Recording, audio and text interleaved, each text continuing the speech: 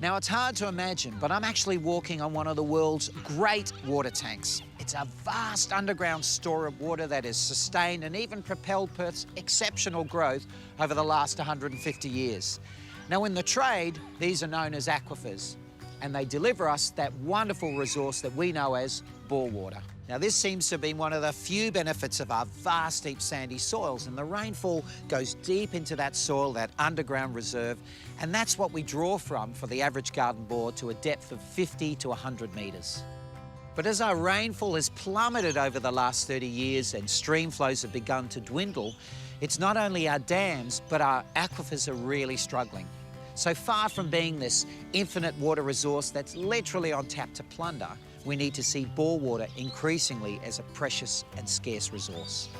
If you have a bore like me, then you're pretty lucky, and you can use that bore as a great way to water the garden without needing to use our increasingly scarce and precious mains or scheme water supplies. But I really want to stress that this is not a get-out-of-jail-free card, giving you the chance to water at will. You still need to follow the law, and the rosters for watering apply equally to scheme and bore water users. So my bore gives me 1 extra day's watering a week, just 1.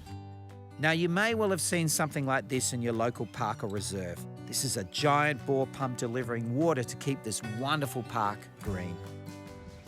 Now, you may have seen sprinklers on in the middle of the day or even when it's raining, but before you pick up the phone to dob in a water waster, it just pays to check what's going on.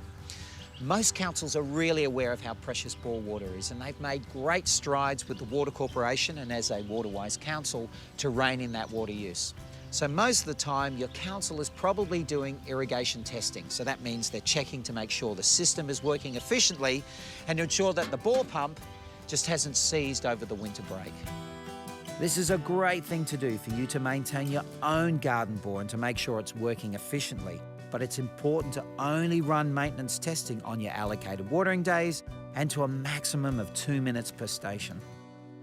So there's no doubt that bore water has been a huge boon for Perth gardeners, but we need to remember it's not an infinite resource. It's precious and it needs to be managed carefully so that our future generations of WA gardeners get the same opportunity to draw from one of the world's truly amazing water resources.